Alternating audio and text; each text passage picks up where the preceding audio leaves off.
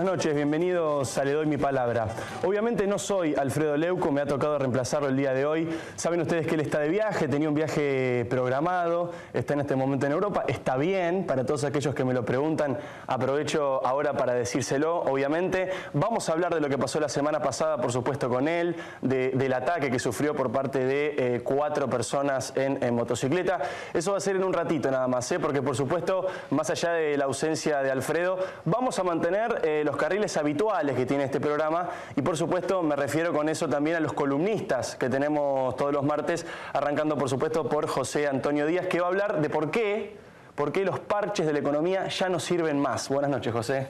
¿Qué tal, Diego? Tema fuerte el que trajo José el día de hoy porque es una de las polémicas que hay, sobre todo con el tema de las reservas, el tema del dólar. Hay mucho para hablar en ese sentido. Y también, por supuesto, la información vinculada con el campo, a cargo de Carlos González Prieto. Carlos, buenas noches. ¿Qué tal, Diego? ¿Todo bien? Bueno, obviamente también vamos a tener, como siempre, como saben ustedes todos los martes, como están acostumbrados, como ven siempre, invitados. Vamos a conversar, vamos a charlar de política y también un poquito de medios, un poquito de periodismo, porque está viniendo Alberto Fernández, ex jefe de gabinete del kirchnerismo y también ahora actual referente del Frente Renovador, el partido de Sergio Massa. Está también Edi Zunino, ya autor del libro Periodistas en el Barro.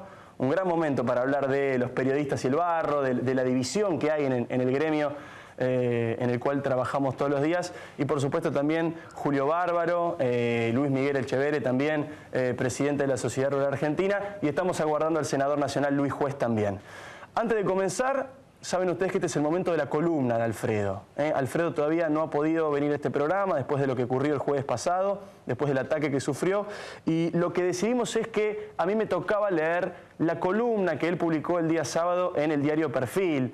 Aquí él relató hechos y además vertió algunas opiniones. Y nos parecía que eso era la mejor manera de terminar con este tema, de contarles a ustedes qué es lo que pensamos, qué es lo que sentimos al respecto. Acá van algunos fragmentos de la columna del día sábado. Me llamaron para solidarizarse y ofrecer ayuda en la investigación de lo que realmente sucedió especialistas de todos los palos, de los buenos y de los malos, de izquierda y de derecha, civiles expertos y jueces federales. Cada uno tiene su conocimiento. El saldo más relevante, no hubo uno solo que dijera que lo que me ocurrió fue un robo al voleo, y eso que insistí en el tema, pero hubo conclusiones que comparto.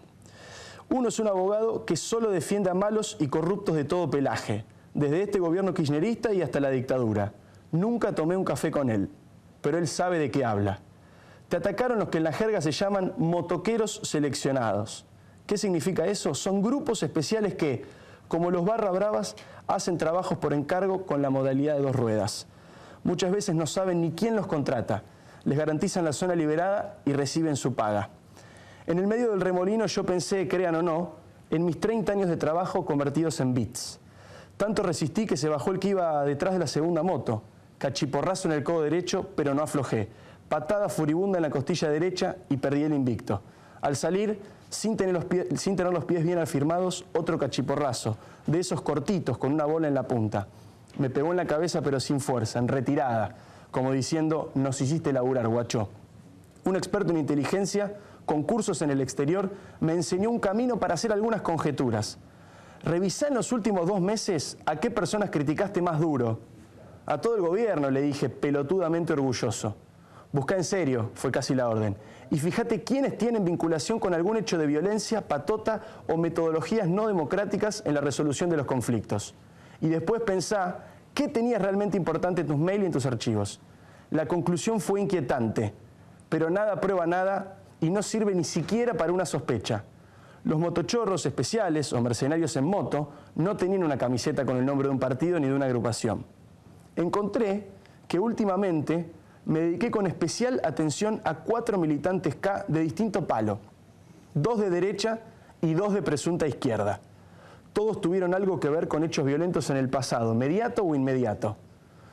Vamos por la derecha, Guillermo Moreno y Raúl Otacé, patoteros ambos. Los 2 de presunta izquierda son Luis Delía y Horacio Berbisky. Insisto en el concepto porque no quiero acusar falsamente a nadie.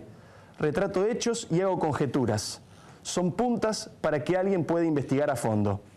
La más terrible de las últimas agresiones la sufrí en la calle, como espejo de las pantallas de la tele y las redes sociales. La orquesta de celebración por la paliza y el robo solo puede explicarse por el odio que instalaron y que la historia les va a facturar. Te lo mereces, fue poco lo que te pasó. El jueves a la noche, después de las placas de tórax que me tuve que hacer para ver si tenía costillas fisuradas a 2 cuadras de mi casa en San Telmo, un tipo me dijo en la cara: por culpa de golpistas hijos de puta como vos, el país está así. ¿Cómo reaccionó el gobierno? Se dividió claramente en 2 grupos. Los que tienen matriz peronista se solidarizaron y alguno me dio una gran ayuda. No los nombro porque no quiero generarles problemas con Cristina.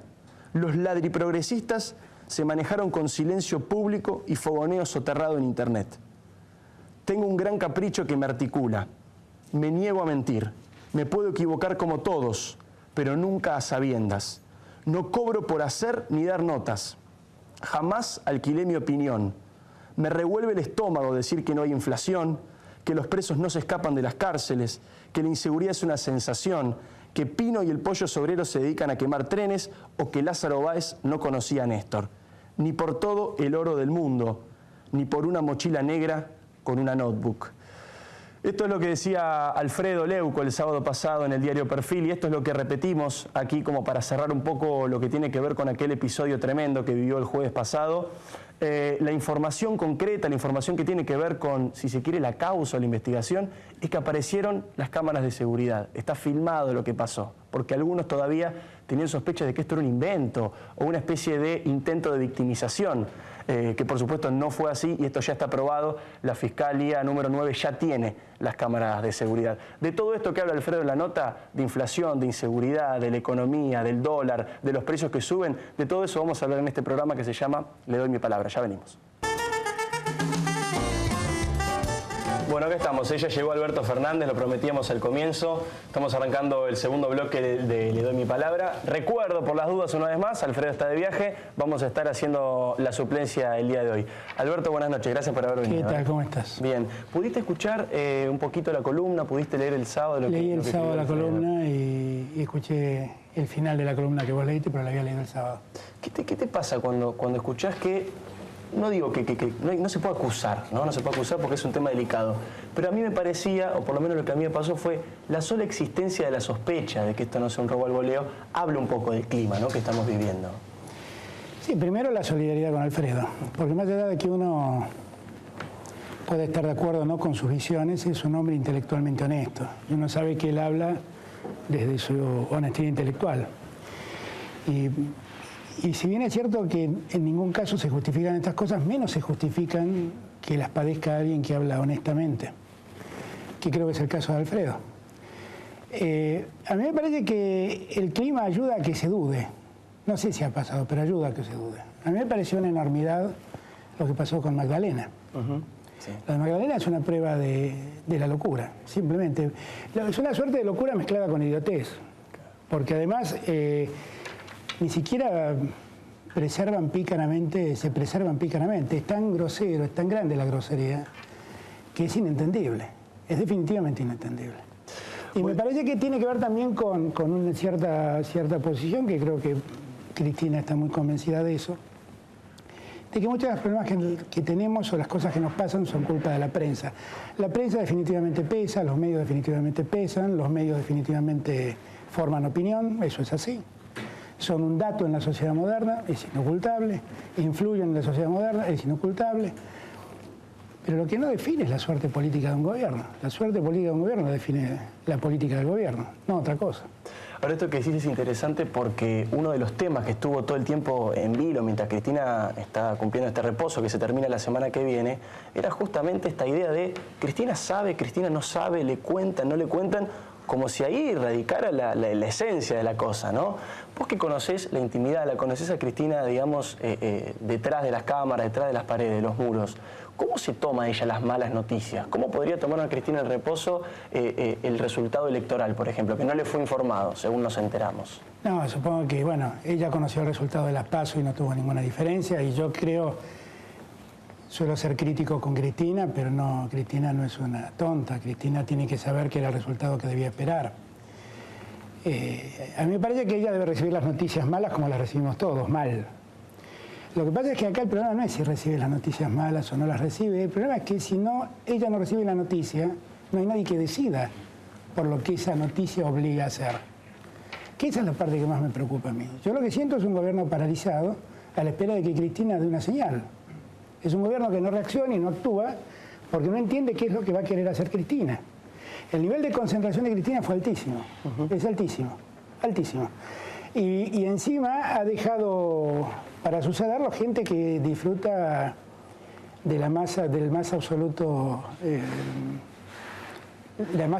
preocupación de la ciudadanía. O sea, nadie está contento con Vudú de presidente. Nadie se siente tranquilo con la señora de Perovich como una eventual sucesora. Entonces, eso potencia la ausencia de Cristina, hace mucho más grande la ausencia de Cristina, hace mucho más grande su vacío.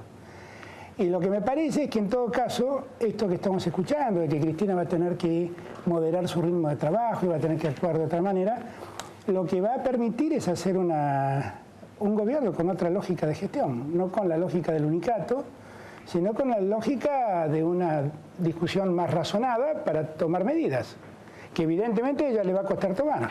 Pero se puede esto, digamos, hay un escenario posible, porque me refiero, hasta ahora lo único que se está modificando es la Quinta de Olivos. Están haciendo algunas reformas en donde Cristina atiende a la gente para que continúe. No es poco eso. Yo creo que en verdad el cambio no va a venir por convicción, sino por necesidad. Y los que van a generar el cambio se llaman médicos, no es la política.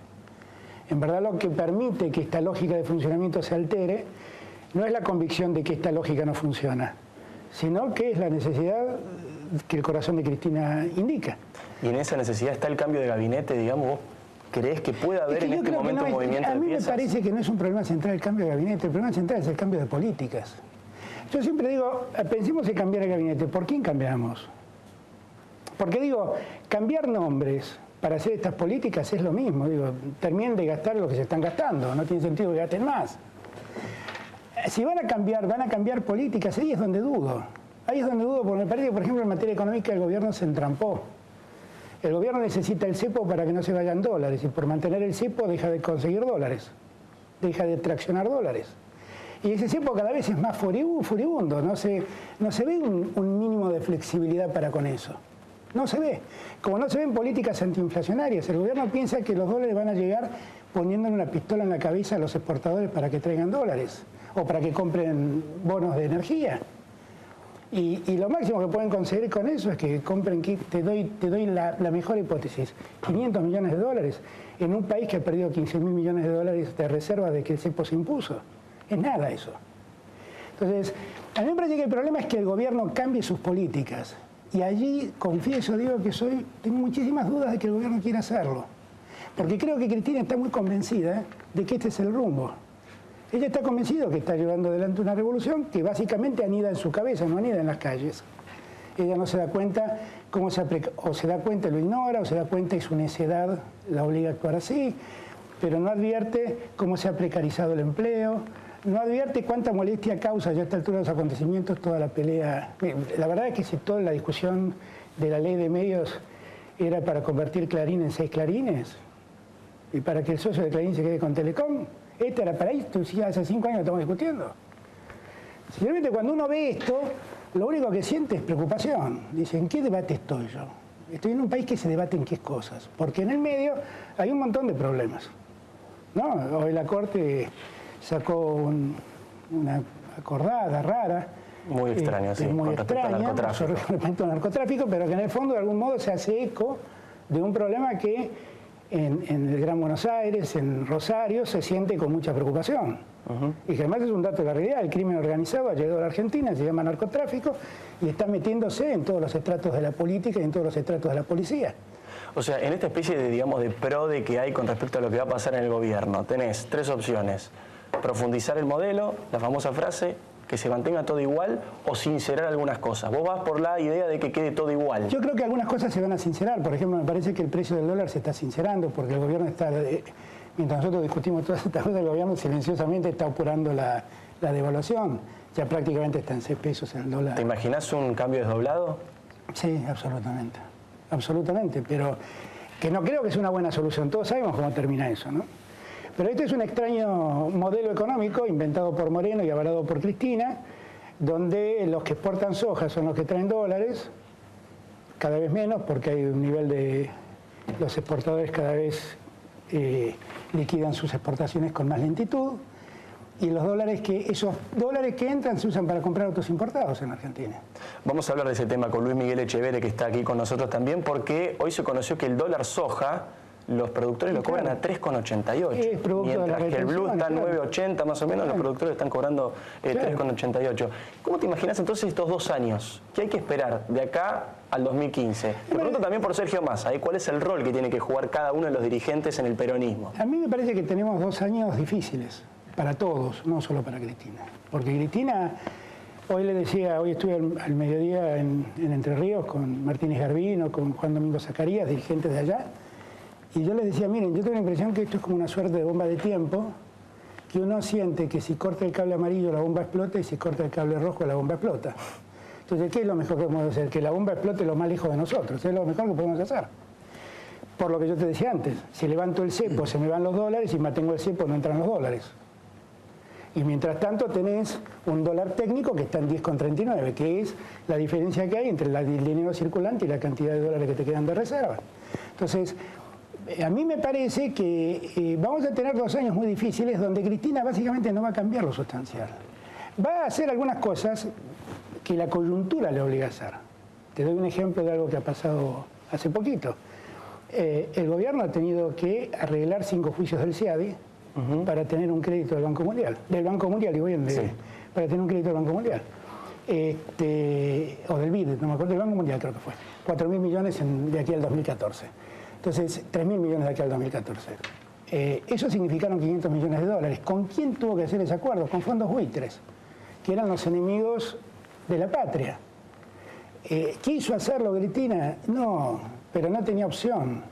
Y me parece que muchas veces la realidad la va a dejar sin opción y la realidad la va a obligar a esto. Yo creo que ella no debe querer devaluar, porque ella siente que si devalúa el proceso inflacionario se desata. Pero está devaluando todos los días. Mientras nosotros seguimos discutiendo el narcotráfico, vemos a unos locos en la catedral que hacen una enormidad en un acto, en una celebración multirreligiosa. Y nos preocupan y obviamente debemos repudiarlo y estamos atentos a esas cosas. Ella sigue devaluando todos los días un poco a una velocidad muy vertiginosa. Este año va a terminar devaluando 25 o 30 puntos. Entonces no habrá cambios por convicción sino por obligación. Eso es lo que creo que podemos esperar. Gracias, Alberto. No, al contrario, gracias. Decíamos al comienzo que teníamos a Eddy Zunino. Él es periodista, por supuesto, jefe de redacción de la revista Noticias. Así es. Ex jefe mío, también lo tengo que decir, para poner todas las cartas sobre la mesa. La paternidad que me toca, el pedacito. Sí, el pedacito que te toca, el culpable. Y autor del flamante libro Periodistas en el Barro. Periodistas en el Barro. Estoy obligado a preguntarte por qué un libro ahora sobre la pelea entre periodistas. ¿Por qué somos tan importantes de repente? Sí, porque cobramos un protagonismo inusual en la historia de los últimos 30 años de democracia, porque los últimos 6 o 7 años fueron de una pelea pública que nos involucró a nosotros contra nosotros mismos. En el inicio eran las críticas al gobierno, la idea de alinearnos, la idea de comprarnos, la idea de destruirnos, la idea de qué sé yo. Pero terminamos embarrándonos, como esas luchas a los revolcones, echándonos las culpas entre nosotros, acusándonos de cualquier cosa, acusándonos entre periodistas de hacer periodismo, acusándonos entre periodistas de estar vendidos a la empresa para la que trabajamos. Y después, bueno, enfrascados también en negociaciones, en saltos de bandos, en una cantidad de cosas que yo reconstruí en un año y pico de trabajo, 14 meses de trabajo, con mucha intimidad, con mucha temperatura, con mucho tiempo real. Después hay mucha cocina en la narración, mucha cocina. Y que yo creo que esta etapa donde el público, la audiencia, la sociedad nos miró de un lado y del otro enfrentados, también la llevó a parte de la sociedad a tomar partido entre unos y otros. Y bueno, este libro también es para el público, para la sociedad, un cuento, un relato, una reconstrucción de cómo es el periodismo cuando los periodistas no estamos haciendo periodismo. Ahora, ¿de dónde nace esta división? Porque también hay 2 explicaciones a eso, ¿no? Así como hay 2 bandos y 2 explicaciones. Una corriente, la cual estoy mucho más cerca, cree que es digamos, un odio, un mensaje de división que surge de arriba y baja, aparece descendiendo hacia la sociedad y que la sociedad compra. Y del otro lado los que dicen es que en realidad los generadores del odio son los medios de comunicación, la cadena del miedo y del desánimo. ¿De dónde aparece esta división tan profunda? Yo creo que tiene una raíz en nosotros mismos, en nuestras propias competencias, en nuestros propios celos, divismos, excesos, vehemencias y todas esas cuestiones naturales e inherentes a las personas. Tiene que ver también con un proceso político, el proceso político de los últimos 10 años, donde todos sabemos y tenemos clarísimo ya que ha habido un gobierno sobremanera interesado en controlar y digitar lo que se publica y lo que no se publica, que ha trabajado con mucho esmero. La verdad me hubiera gustado que se quedara Alberto Fernández porque él tuvo mucho que ver con este modelo. O sea, hay cuestiones de este proyecto político y de este modelo político que se originaron con Alberto Fernández siendo uno de los principales exponentes del kirchnerismo, entre ellos la persecución económica a los medios de comunicación a partir de la discriminación con la pauta oficial. La causa que inició Editorial Perfil contra el Gobierno Nacional por discriminación con la publicidad oficial se inició en la gestión en auge de Alberto Fernández como un mecanismo que se fue sofisticando, pero que comenzó en aquel momento con mucha fuerza. Que se fue sofisticando, nadie sabía ni entendía bien de qué se trataba publicidad oficial, y publicidad oficial significaba al que se porta bien con lo que quiere el gobierno le doy publicidad, le doy plata del Estado, al que no se porta como quiere el gobierno se la quito. En todas estas circunstancias se fue abriendo una brecha que yo creo que yo hablo en primera persona del plural, no por asumir... Ahora te voy a preguntar por vos, así que... No por asumir un protagonismo que al nivel de otros de los que están en la portada del libro, desde ya que no tengo, pero sí porque la intención de este trabajo no es levantar el dedo contra nadie ni pararse en ningún pedestal, porque no me lo compré, ni lo tengo, ni creo tenerlo.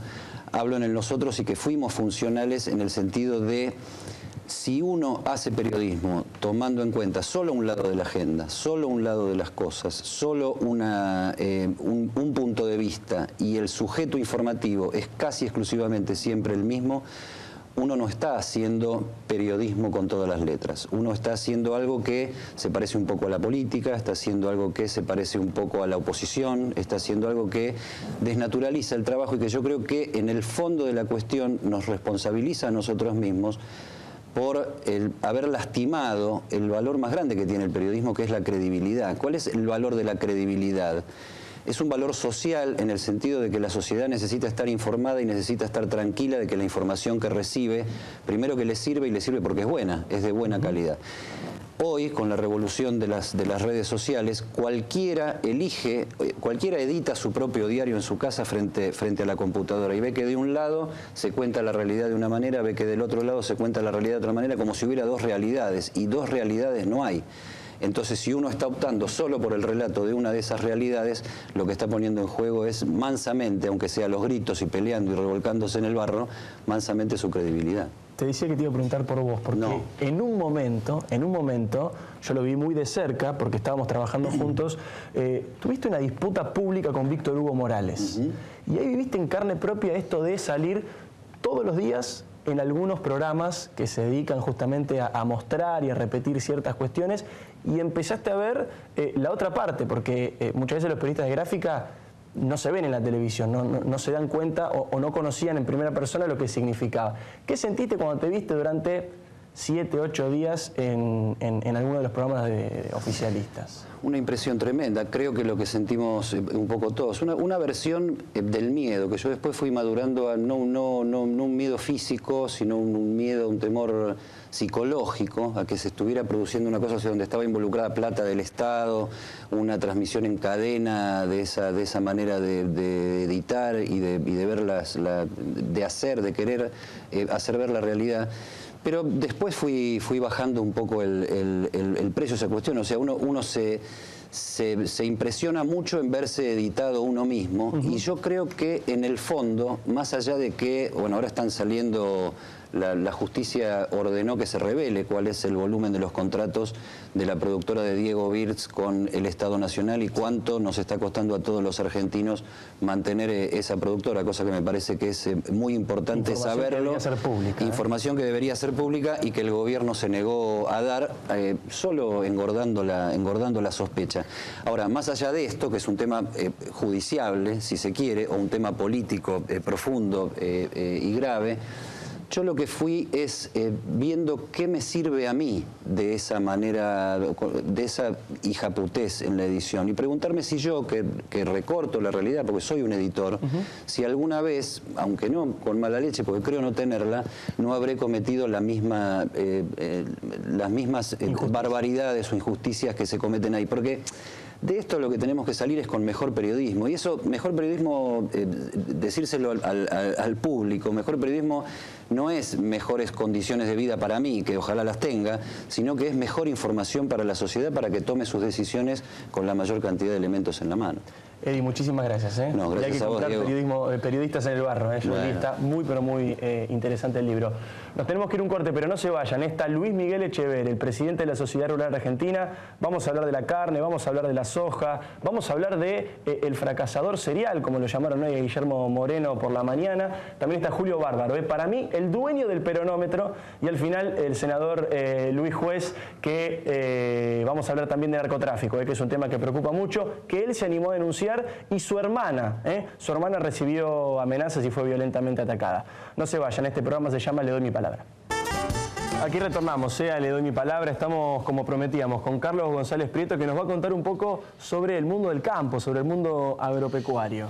¿Qué tal, Diego? ¿Cómo estás? ¿Todo bien? Buenas noches, bien, muy bien. Bueno, no solamente a los empresarios les está costando ponerse de acuerdo en cómo reunirse, metodologías por ahí para plantear cuestiones al gobierno. Recordemos, ayer se llevó a cabo finalmente la reunión del Grupo de los 6, faltó el representante de la Cámara de Comercio, pero decimos que no solamente a los empresarios les cuesta por ahí juntarse, sino que también a los trabajadores les está costando, las centrales sindicales, juntarse y actuar articuladamente. ¿Qué tiene que ver esto con el campo, me podés decir vos? Y tiene que ver con que justamente Eduardo Bussi, de Federación Agraria Argentina, paréntesis, Federación Agraria es una entidad nucleada por productores, que por ahí son pequeños productores, pero no empleados. Así que ahí tiene algún tipo de tensión interna Bussi. Está en el medio. Y pues está mucho más, está todo el tiempo con líderes sindicales. Pero cuestión que Eduardo Bussi había convencido a una multisectorial de la cual es parte, donde está la CTA de Pablo de Micheli, el MST, la Corriente Clasista Combativa, y a Hugo Moyano, de la CGT, para que lo acompañen en una protesta el 20 de noviembre, rememorando de alguna manera la vuelta de obligado y haciendo una especie de puesta en escena de lo que fue aquel corte del río con cadena. Finalmente tuvo que dar marcha atrás. Moyano dice que no es el momento adecuado para una protesta. Moyano. Se bajó Moyano de la propuesta que había hecho Eduardo Bussi, aunque en un primer momento lo iba a acompañar. Cuestión que el 20 de noviembre Moyano se queda en la casa. Pablo Micheli, que tampoco tiene una relación tan fluida con Moyano, va a hacer una protesta al Ministerio de Trabajo y la gente de Federación Agraria va a hacer este acto conmemorando la vuelta de obligado, pero bajando los decibeles y de una manera mucho más sencillita. Otro tema que se habla bastante en el campo es la renuncia del ministro de Agricultura, de Norberto Yaguar, que renuncia, que no renuncia. La verdad es que ha sido tan estéril la gestión que ya a nadie en el campo le importa si va a seguir o no va a seguir totalmente, porque cualquier cosa puede ser mejor que la gestión de Yaguar. Seguramente en estos días se va a terminar de definir. Y por último, el tema de la carne, que lo habíamos adelantado en este espacio, habíamos dicho que iba a subir, porque ¿cuál es el modus operandi del gobierno? ¿Y por qué terminamos estando en el ranking del lugar número 3 como exportadores de carne al lugar número 11, con 11.000 trabajadores menos, con frigoríficos cerrados? Apretó el negocio, le puso trabas, hasta que los productores empezaron a mandar hembras a faena. Claro. Entonces, toda la hacienda que hubo en este último tiempo, en gran parte fue producto de la matanza de hembras. Llega un momento que por más que vos cierres las exportaciones, la carne se termina, el stock se termina y los precios se disparan, que es lamentablemente lo que terminó pasando. y lo que seguramente se va a potenciar en el cortísimo plazo, Diego. Como si estuviese armado esto, Diego, me lo dejaste picando, porque ahí lo tengo a Luis Miguel Echeverre, que participó de la reunión del Grupo de los 6, le vamos a preguntar, y que obviamente también tiene bastante que decir con respecto al tema de la carne, ¿eh? Gracias, Carlos. Lo presentamos ahora de manera oficial a Luis Miguel Echeverre, presidente de la Sociedad Rural Argentina. Gracias por haber venido. ¿Qué tal, Diego? Arranquemos con la carne, ¿no? Porque Guillermo Moreno hace unos días nada más dijo, es mentira, la carne no aumenta, ¿qué va a aumentar la carne? Si hace 3 años que el asado vale lo mismo, hace 3 años que el pollo vale lo mismo, y hubo una disparada de la carne inmediatamente después del 10%, que se suma un aumento sostenido. ¿Por qué está pasando esto, digamos, y cuál es el peligro de faenar hembras? Bueno, Carlos lo explicó muy bien, ¿no? Después de 3 años de que el precio de la hacienda en pie no cambió, al ganadero, al productor agropecuario, y sí subió en el mostrador un promedio del 52% dependiendo los cortes, esos 3 años de haber mantenido apretado ese resorte hicieron que el ganadero perdiera rentabilidad con una inflación del 25% anual, liquidara stock, como explicaba Carlos recién, empezó a vender hembras y ahí hay menos oferta. Al haber menos oferta, la demanda presiona los precios y se recompone el valor de la hacienda. ¿Qué pasa con esto? Que al haber subido tanto en el mostrador debería ser absorbido por los otros eslabones de la cadena. Pero claro, subió solamente 10% y ya la presión mediática empieza a decir, bueno, que subió la carne, que va a subir en el mostrador. Pero eso se debería poder absorber. De cualquier manera, la consecuencia de todo esto es la política que viene aplicando el gobierno de intervención de los mercados, prohibición de exportar, precios máximos, precios mínimos, que a todas luces fracasó. Si vamos a lo concreto, a las consecuencias, hoy hay 128 frigoríficos cerrados, hay casi 15.000 trabajadores de la carne en la calle, hemos caído del 3er al 11º lugar como exportador mundial de carnes y hemos perdido en su momento 12 millones de cabezas de ganado que hicieron que bajara sensiblemente el stock y hoy la oferta no sea suficiente para los que necesitamos. ¿Y cuánto va a tardar en recuperar, digamos, la capacidad productiva? Años a partir de que se recupere la confianza. O sea, hacemos responsables absolutos al gobierno de todas las medidas que tomaron en absoluta soledad. Hace 5 años que no vemos a los ministros de Agricultura y Ganadería, tanto Domínguez como Yaguar, y menos todavía hemos podido expresar los cambios que entendemos que hay que hacer, las políticas que hay que llevar adelante para revertir esto. O sea, las consecuencias de esto son absoluta responsabilidad de esos 2 ministerios que tomaron las decisiones sin tener en cuenta al productor agropecuario y que hoy sufrimos las consecuencias. Esto puede tardar años en recuperarse, pero solamente va a comenzar la recuperación el día que el productor agropecuario recupere la confianza en las políticas, no solamente en las personas. Tiene que haber personas confiables que lleven adelante políticas a largo plazo para que estas inversiones de alto riesgo y de mucha inversión puedan seguir adelante y puedan recuperarse el stock. Recién hablábamos con Carlos de esta cumbre empresaria, que un poco el objetivo era ¿no? Ver cómo se planteaban estas necesidades desde el empresariado hacia el gobierno. Hubo mucho hermetismo con esa reunión, incluso se esperaba que Héctor Méndez, el titular de la Unión Industrial Argentina, fuera una especie de vocero de lo que habían charlado, de lo que habían acordado. Finalmente no se lo escuchó como hubiéramos querido.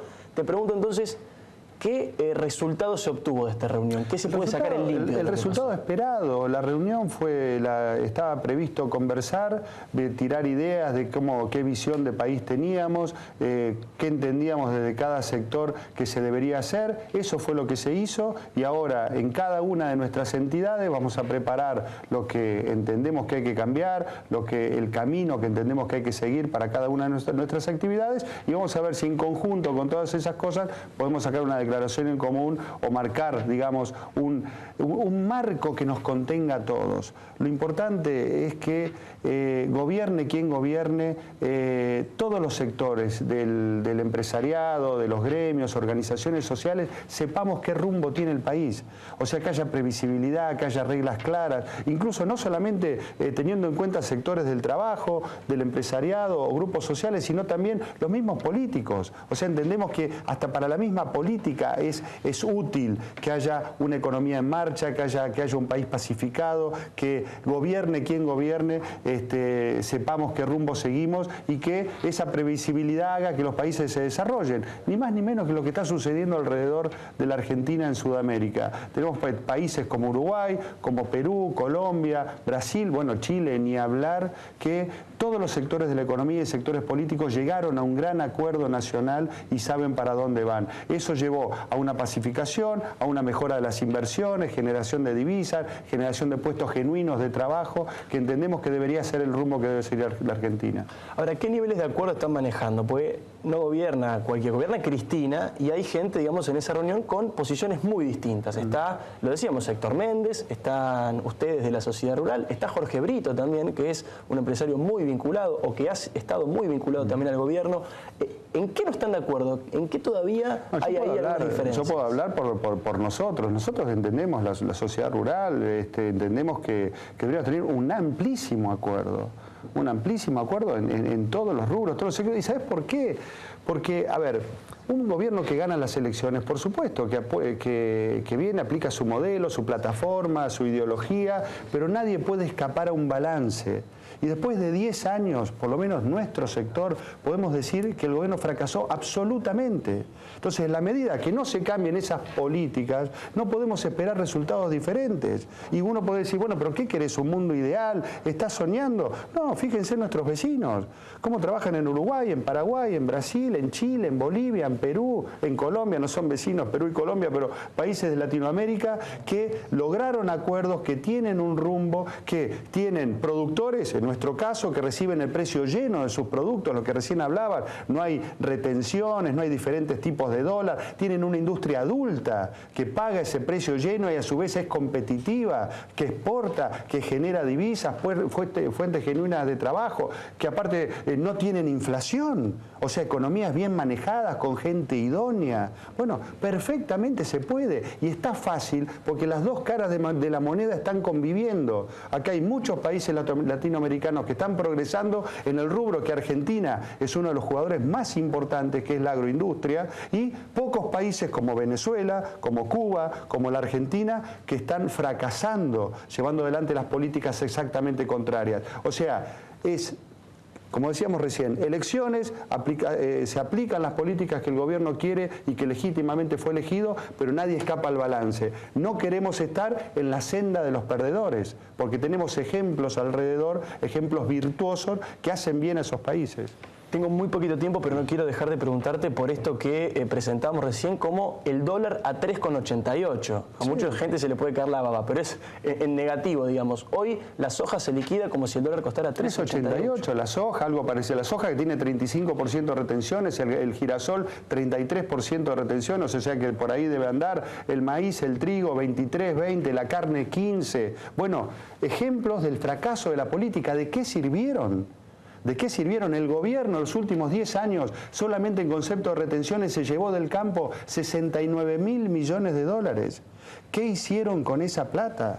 ¿Dónde están las rutas? ¿Dónde están los ferrocarriles, los hospitales? ¿Dónde está la seguridad? ¿Dónde está la educación? O sea, por eso decimos que está fácil explicar por qué fracasó el gobierno, porque ya hizo eso. El campo hizo su aporte en contante y sonante, 69.000 millones de dólares, sin contar impuesto a las ganancias, sin contar impuesto al cheque, sin contar los inmobiliarios rural y todos los mellevos que hay en el sector agropecuario. Más del 80% del resultado económico de la empresa agropecuaria hoy en la Argentina se va al impuesto.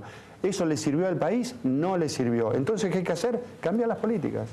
Luis Miguel Echeverri, muchísimas gracias. De nada. Nos estamos yendo un corte, le pido que se queden ahí porque después vamos a volver con la columna económica de José Antonio Díaz, que va a contar sobre esto, vamos a hablar sobre las reservas también, vamos a hablar sobre el dólar una vez más. Julio Bárbaro, para hablar un poquito del peronismo, la provincia de Buenos Aires, y lo prometido también, Luis Juez, que se animó a denunciar al narcotráfico y ¿saben qué le pasó? Le entraron a la casa a la hermana, la robaron y la amenazaron. Todo esto después del corte. Estamos, bueno, acá nuevamente con lo prometido. Está Julio Bárbaro aquí sentado con nosotros, ya vamos a conversar con él. Va a estar la columna económica también de José Antonio Díaz y el senador Luis Juez.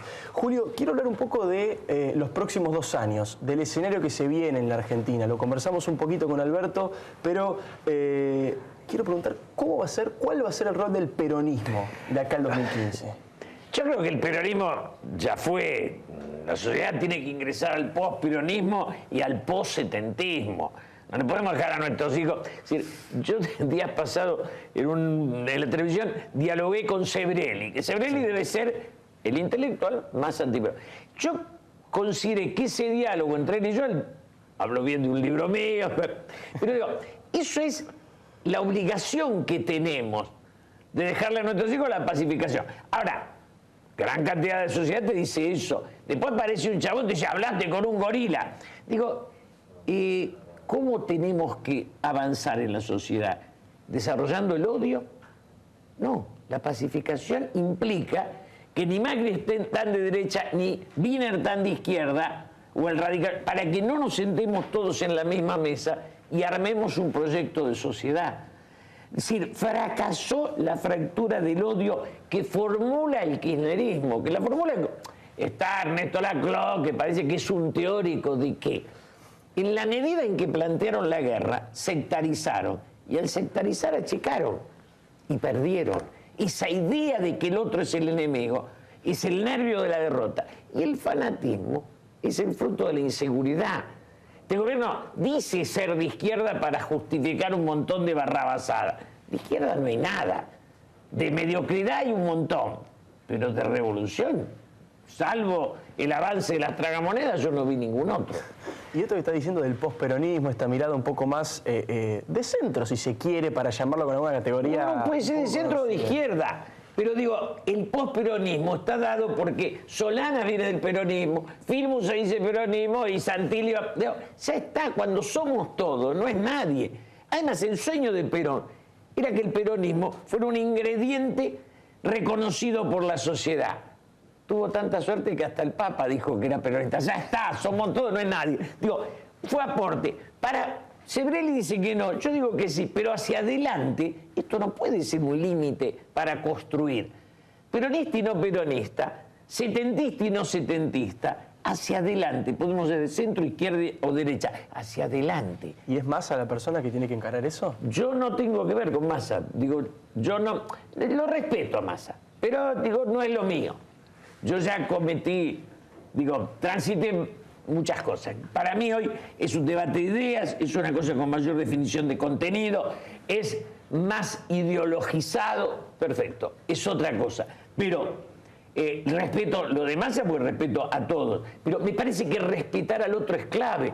Cuando alguno me habla mal de Macri, tiene el 40% de los votos, si yo respeto al votante, me siento amigo de Macri y soy amigo de Wiener.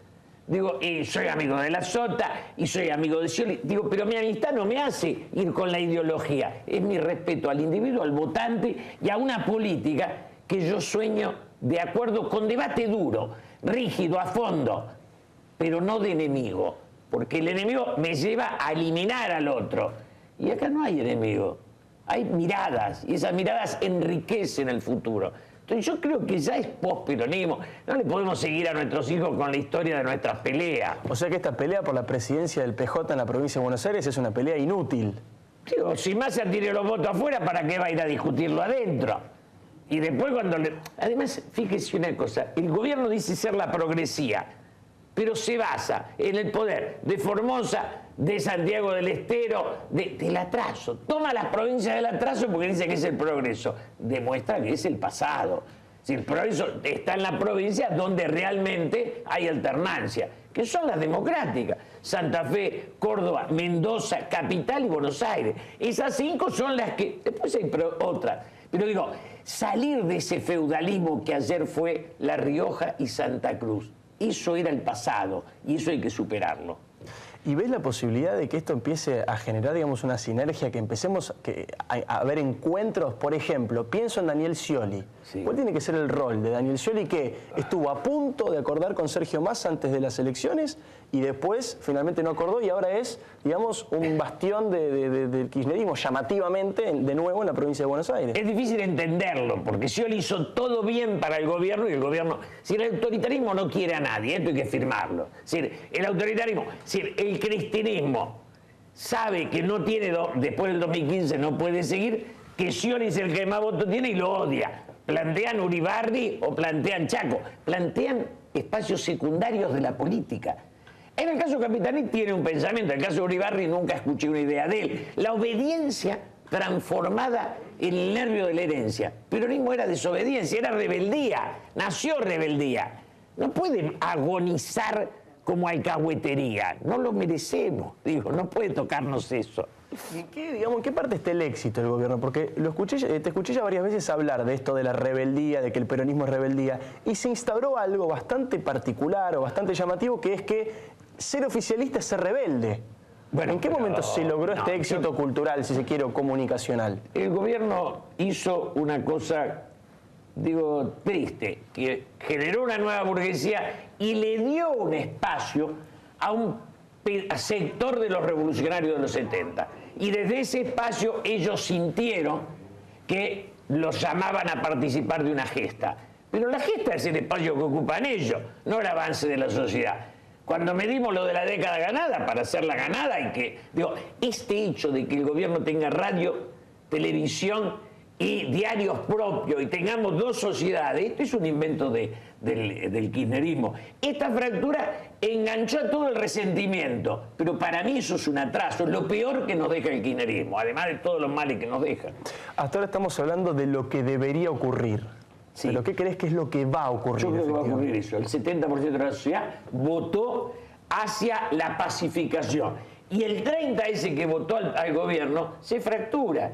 Porque una cosa es Scioli y los varones con Urbano y la otra cosa es Página 12 y Carta Abierta. Esos son dos mundos. Y esos dos mundos se abren. Entonces la pseudoizquierda se va a quedar con el 5, el 6, el 7%, porque la izquierda en serio es Pitrola, digo, son los en serio, los que están creciendo. Eso es izquierda. Esto es recuerdo de alguna cosa que pareció la violencia, pareció la revolución, que en rigor vista hoy no era nada. Es interesante el crecimiento del Partido Obrero. El otro día conversaba con Altamira y él se lo atribuye al fracaso del kirchnerismo. ¿En qué sentido? Los que buscaban progresismo y no lo encontraron, ahora están votando al Partido Obrero. Firmo con Altamira, porque si uno era izquierda y creyó que con la tragamoneda y la obra pública iba a ser la revolución, no, vamos a hacerla en serio, vamos con Altamira. Porque además es un hecho de compromiso, no de empleado público que canta viva la revolución a cambio de el cargo y la prebenda. Me parece que eso duele y eso es triste. Cuando la AFCA no existía y existía el CONFER, vos estabas al frente de ese organismo. Y hoy es muy cuestionado el rol de la AFCA, sobre todo porque en su fallo la Corte pidió que sea independiente, que sea plural, que aplique criterios democráticos, y hasta ahora esto pareciera que no está ocurriendo. Es triste. El CONFER tenía que salir de ahí a hacer una ley más clara. Pero lo que se hizo es una ley infantil. Una ley donde se soñó que se iban a quedar para siempre con el Estado. Entonces, como iban a ser como Chávez, iban a ser para el Estado para siempre, reelección eterna, justicia obsecuente, vale, se llama legítima obsecuencia, y medios del Estado. Y cuando vos mirás, compraron C5N, compraron Crónica TV, compraron Canal 9, todo esto compraron Radio 10. Era el cuento de democratizar. Era el avance del oficialismo. En el 15 se termina y la cantidad de alcahuetes que van a tener que volver a trabajar en el mundo, porque va a haber mano de alcahuete desocupada, ¿o no? Digo, toda esa obsecuencia financiada por el Estado, otro gobierno no tiene por qué sostenerla, no la necesita para nada. Te quiero hacer una pregunta tonta, pero me parece que vale la pena.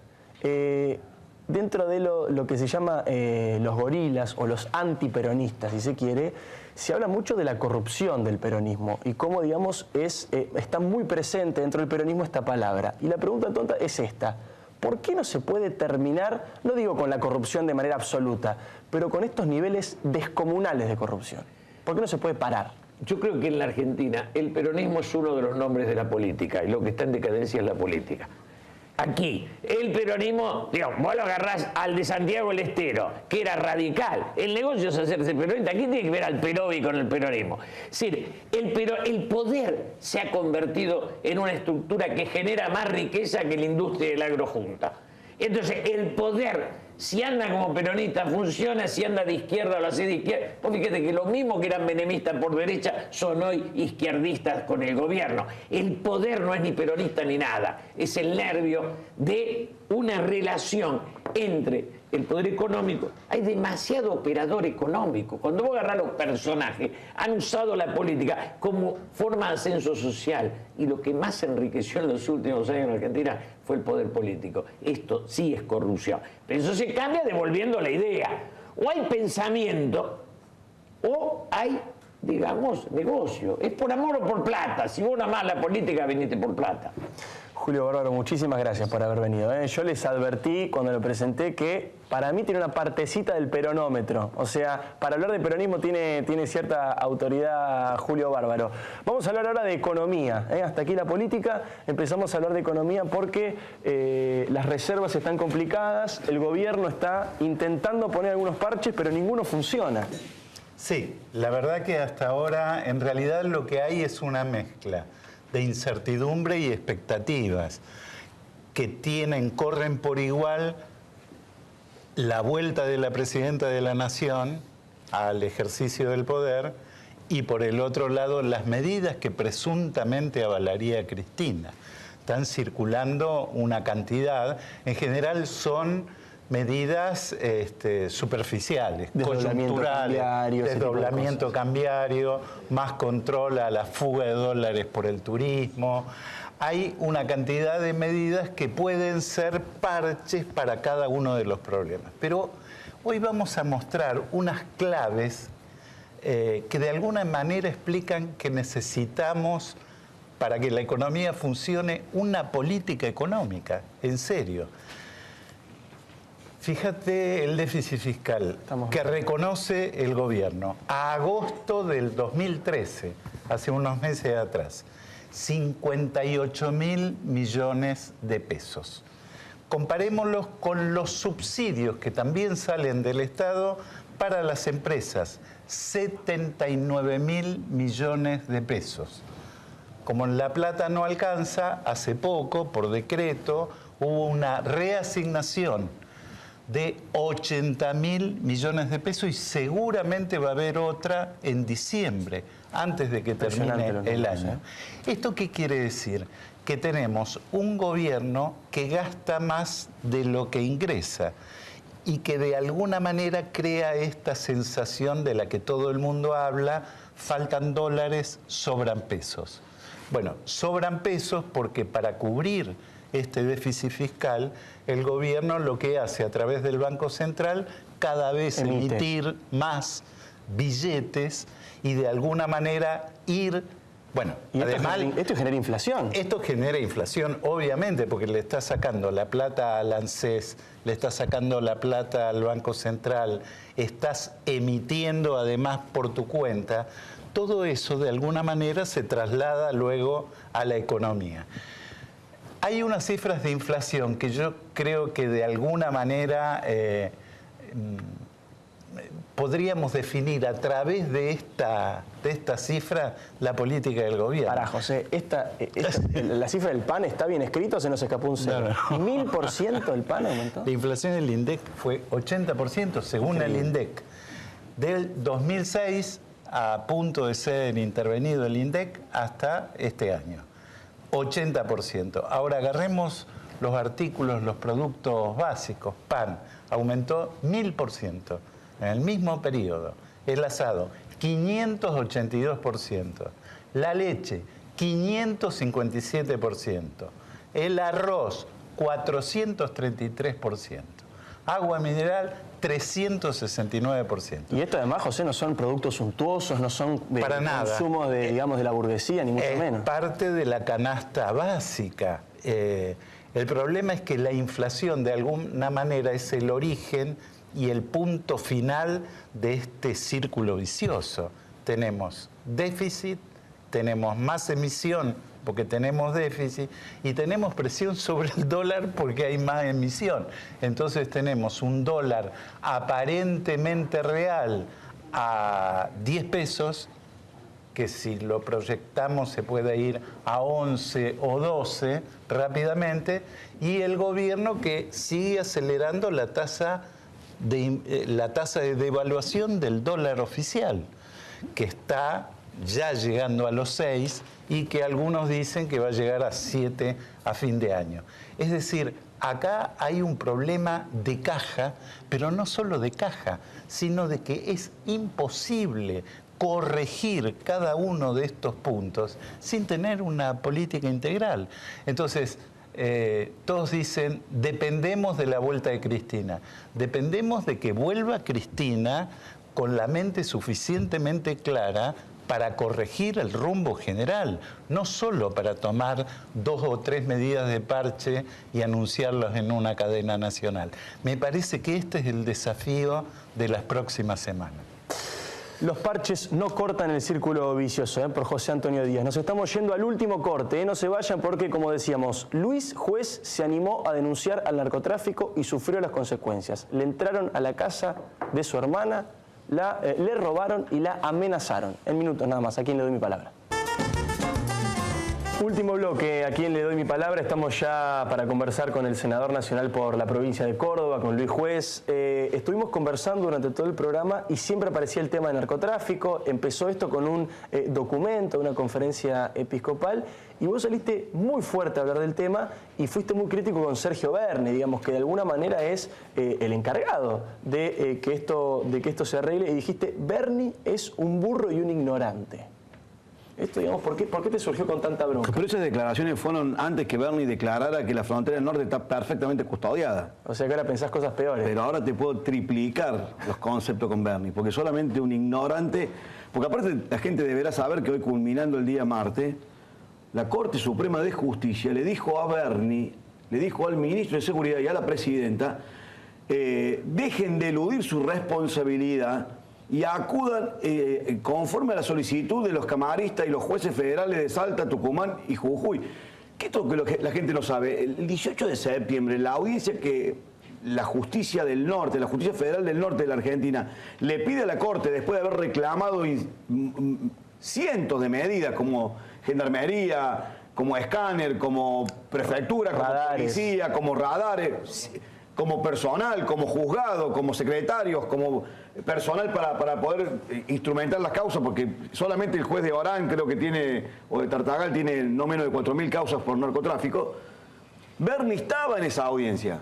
Y esto es lo que no cuenta el señor Berni. Berni estaba en la audiencia de la Corte, con lo cual mal puede haber dicho esta mañana Berni que la frontera norte está bien custodiada, y 2 horas después la Corte le dice, oiga, acudan en auxilio porque es un espanto lo que está pasando en el norte de la Argentina. Nosotros en Córdoba nos pegan el pecho. Porque lo que entra por el norte, por decirte, también podemos decir por lo que entra por el Río de la Plata, o por lo que viene por el Pacífico, por el lado de Chile, Córdoba se ha convertido en una cuna, en la primera cocina de cocaína del país. Entonces digo, y cuando uno escucha estas declaraciones de Berni, y en mi provincia el domingo la ministra de Seguridad dice exactamente lo mismo con otros términos, como diciendo que en Córdoba no hay un narcoescándalo y está presa toda la cúpula de la policía. Alejandra Montoliva, la ministra. Otra inútil importante, porque este es el problema. Vos le pagás el sueldo a un funcionario que, yo no te pido que esté todo el día con un sable samurái haciéndose el harakiri, pero mínimamente una cuota de autocrítica.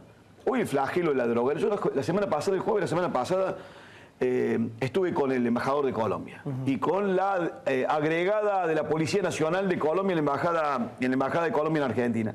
Estuvimos como 2 horas y media charlando, y la verdad, probablemente Colombia no ha terminado su combate contra el narcotráfico, pero es un ejemplo a imitar desde el punto de vista que decía que empezaron a dimensionar el problema cuando toda la dirigencia política de Colombia entendió que esa debía ser la madre de las batallas, la política de Estado número 1. Y a partir de ahí, el Estado se puso a dar un combate. Pero para eso reconocieron que tenían un problema. Ahora, si vos tenés la ministra de Córdoba que dice que no tenemos ningún problema y tiene 70 policías separados, 2 suicidados, entre comillas, policías que estaban vinculados supuestamente o querían declarar, el ministro de Seguridad separado de su cargo, el ex jefe de policía separado de su cargo, y toda la cúpula de drogas peligrosas presa, y la ministra te dice que no pasa nada. Bernie te dice el día de hoy que la frontera norte está perfectamente custodiada y que el combate contra el narcotráfico es implacable y que tenemos resultados maravillosos. Y media hora después la Corte le dice, oiga, el Estado hágase cargo porque la verdad el reclamo de los jueces federales del norte de la Argentina no tiene ninguna posibilidad de llevarse adelante o tener una solución favorable si el Estado no acude. Si tenemos hace 9 meses el Cedronar sin autoridades, Sí. el órgano que depende directamente de la presidenta. Yo le ruego a Dios que la presidenta vuelva con el máximo de su salud, porque va a tener quilombos importantes para resolver. Desde que se fue Rafael Bielsa no ha sido, Bueno, digamos, pero no ocupado ese sabemos. Yo cargo. le pregunto a Bernie si sabe quién es el subsecretario a cargo, que tiene la firma. Nadie sabe quién es el subsecretario. ¿Y saben qué? El Cedronar es el órgano que el Estado predispuso para coordinar con el Ministerio de Justicia, con el Ministerio de Salud, con el Ministerio de Seguridad, para coordinar con la Policía Federal, con las policías provinciales, toda actividad de combate contra el narcotráfico. Y no existe, no tiene presupuesto. Tiene un presupuesto miserable que cualquier dirección, mira lo que te voy a decir, cualquier dirección nacional de cualquier organigrama tiene mayor presupuesto para llevar adelante un combate contra uno de los flagelos que hoy la Argentina... El documento de la Iglesia el día domingo no tiene desperdicio. El documento de la Iglesia tiene una contundencia de diagnóstico, de realidad. Pero yo no me quiero hacer cargo. A mí cuando le dice la política tiene responsabilidad, yo le dije al obispo de mi provincia, quiero juntarme con Ñañez para decirle, oiga, convoque a la dirigencia política de Córdoba, porque el gobernador no lo quiere hacer, el gobernador de Córdoba está en China, y se ha ido a hablar con algún mandarín chino cuando se tiene que quedar en Córdoba a ver cómo resolvemos este conflicto. Y bueno, convoque para que entre todos, porque yo no quiero sacar provecho, no vengo como un miserable a intentar sacar provecho de una situación que mata cientos de pibes en mi provincia. Pasa en Rosario, pasa en el conurbano bonaerense.